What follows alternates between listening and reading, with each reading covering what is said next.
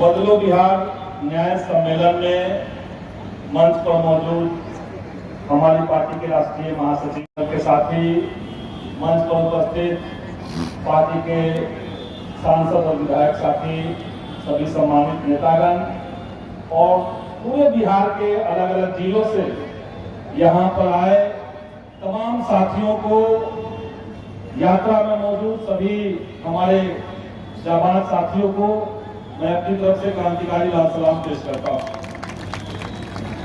और न्यायपूर्ण बिहार बनाने के लिए अभी हम लोगों ने यात्रा निकाली। लोग कहते हैं कि इंसान की 3 जरूरतें हैं, 3 बुनियादी जरूरत, रोटी, कपड़ा, मकान, लेकिन हम कहेंगे कि एक चौथा भी है और वो है न्याय। एक बड़े कवि ने कहा कि जैसे इंसान को रोटी चाहिए, हर दिन रोटी चाहिए, पौष्टिक और स्वादिष्ट रोटी चाहिए, वैसे ही इंसान को न्याय चाहिए, हर दिन न्याय चाहिए, पौष्टिक और स्वादिष्ट न्याय चाहिए। और ये जो न्याय यात्रा निकला, जिसमें समाज के हर तबके को न्याय मिले, एक ऐसा बिहार हो जहां पे हर भूमिहीन को 5 फीसदी जमीन मिले, कच्चे मकान वाले गरीबों को पक्का मकान मिले और सरकार की घोषणा जिन गरीबों के लिए हुई है उनको 2 लाख रुपए मिले। ये अद्भुत विडंबना है बिहार के साथ कि एक तरफ बिहार के मुखिया नीतीश कुमार इस बिहार में जातीय गणना करके घोषित करते हैं कि बिहार में कितनी गरीबी है, और फिर उसी गरीब को और ज्यादा गरीब कैसे बना देना है, इसका भी साथ ही साथ रास्ता तैयार कर देते हैं। स्मार्ट मीटर को लेकर के आप सब लोग जानते हैं, लेकिन सरकार की बदमाशी देखिए। आज पूरे बिहार के अंदर सभी डीएम को आदेश दे दिया गया, सीओ को आदेश दे दिया गया कि काम धंधा छोड़ करके और स्मार्ट मीटर का गुणगान कीजिए, और गुणगान एक से एक हो रहा है।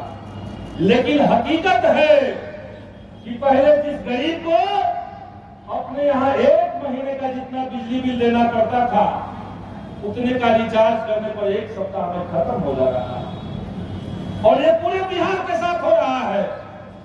इसीलिए हम सरकार से कहेंगे कि भाजपा वाले की जो पुरानी मांग है, तमाम बिहार वासियों को 200 यूनिट बिजली मुफ्त कीजिए, वो आपको करना पड़ेगा।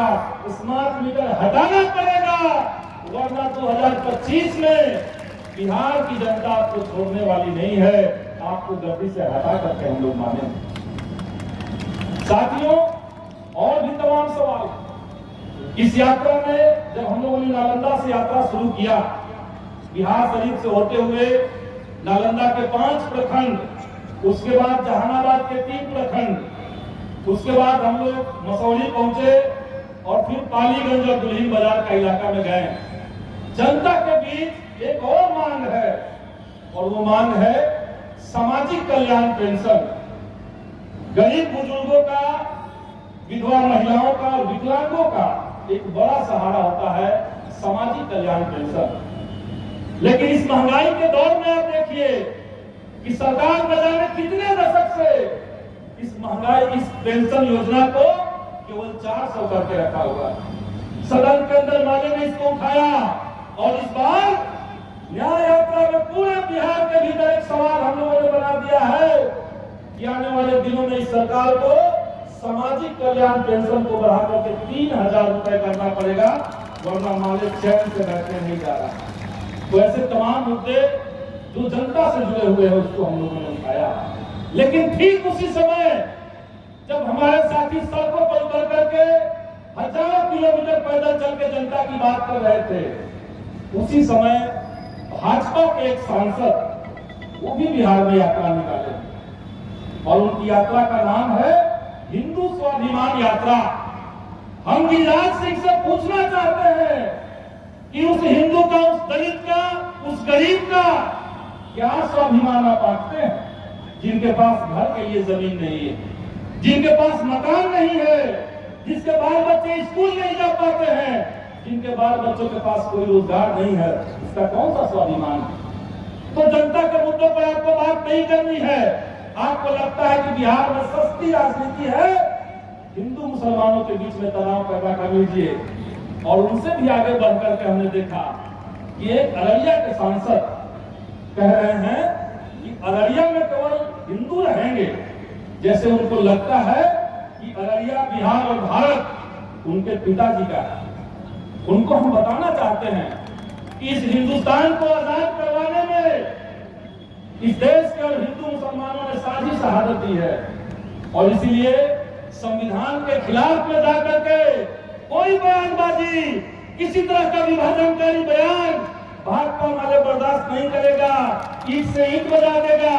और बिहार की जनता जानती है सांप्रदायिकों को कैसे खदेड़ा जाता है। हम लोग जानते हैं कि ये जो तानाशाही, फांसीवादी मिजाज के नफरत करने वाले लोग हैं, इनको कैसे सत्ता से बेदखल किया जाता है। तो साथियों, इस यात्रा का आज भले समापन हो रहा, लेकिन जो मुद्दे हम लोगों ने उठाए हैं, जो संघर्ष हम लोगों ने छेड़ दिया है, आज इस न्याय सम्मेलन से उसमें और तेवर भर के, जज्बे को और बुलंदी करके हम लोग आगे लड़ेंगे।